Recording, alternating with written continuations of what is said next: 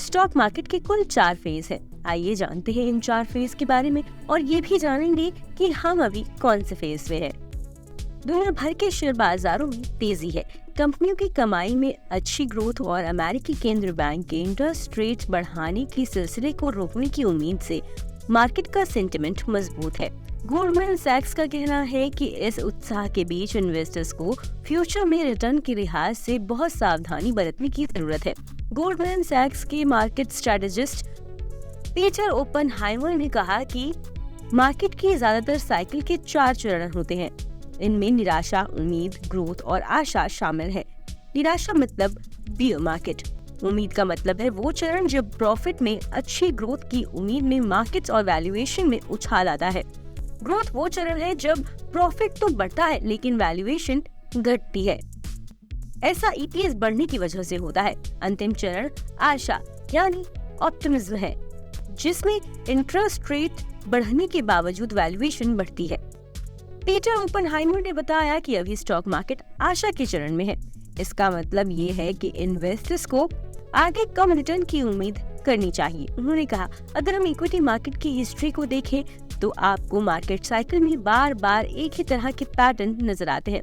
Period of expansion या contraction, recession और boom.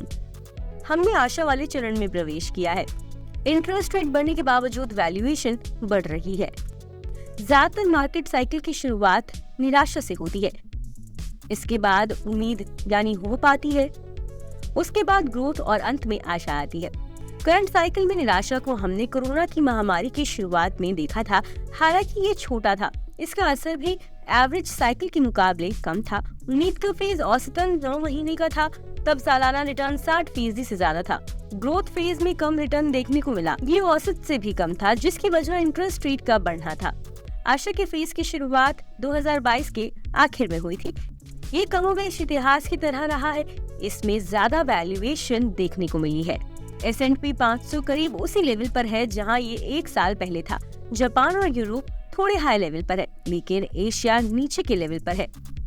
कुल मिलाकर ग्लोबल इक्विटी में ज्यादा बदलाव नहीं आया है। करंट ग्लोबल रैली की एक बड़ी वजह अमेरिकी इकोनॉमी में आई उम्मीद से ज्यादा मजबूती है। फेडरल रिजर्व के लगातार इंटरेस्ट रेट बढ़ाने के बावजूद ऐसा हुआ है।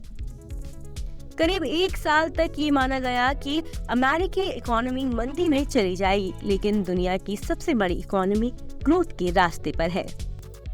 बता दें कि हम मुहैया जानकारी से सूचना हेतु दी जा रही है। मार्केट में निवेश बाजार जोखिमों के अधीन है। निवेशक के तौर पर पैसा लगाने से पहले हमेशा एक्सपर्ट से सलाह लें। मनी कंट्रोल की तरफ से किसी को भी पैसा लगाने की यहाँ कभी भी सलाह नहीं दी जाती है।